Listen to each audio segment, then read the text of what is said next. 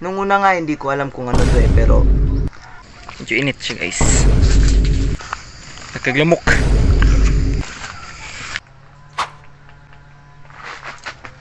Hello guys!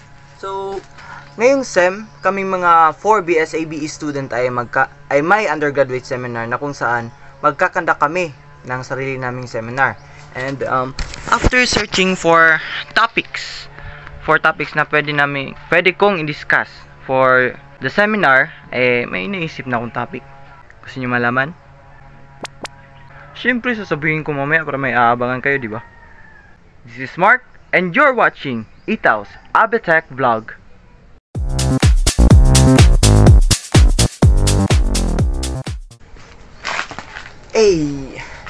So, ang naisip kong topic is geotagging. Ano nga ba itong geotagging?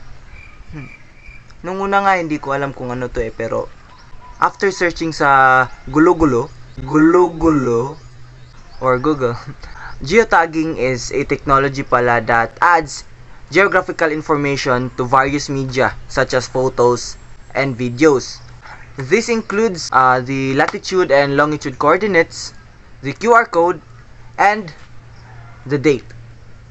Ngayon, ano nga ba ang problema sa agrikultura na pwedeng i-apply itong geotagging?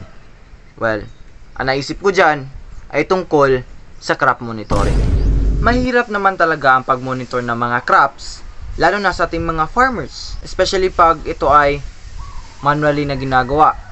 Traditional methods usually rely on manual observations which are time-consuming, labor-intensive, and prone to errors.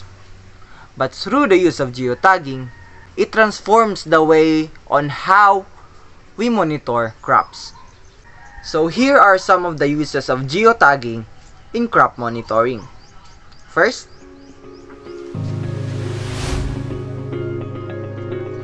this.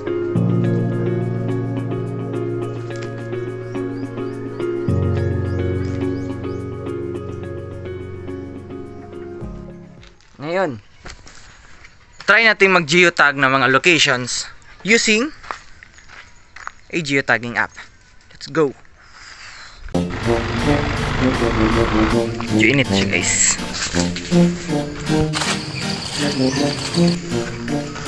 Nagkaglamok.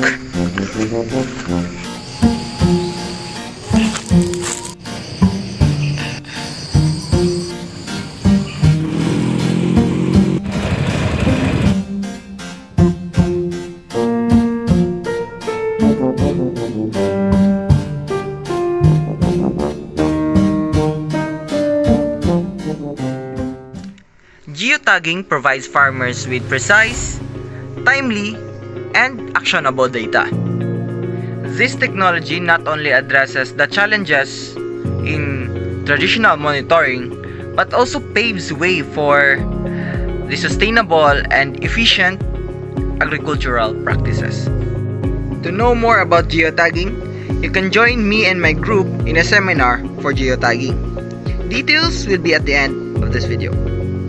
Stay tuned for more exciting updates on innovative technologies right here at Itao's Abitech Vlog. Bye!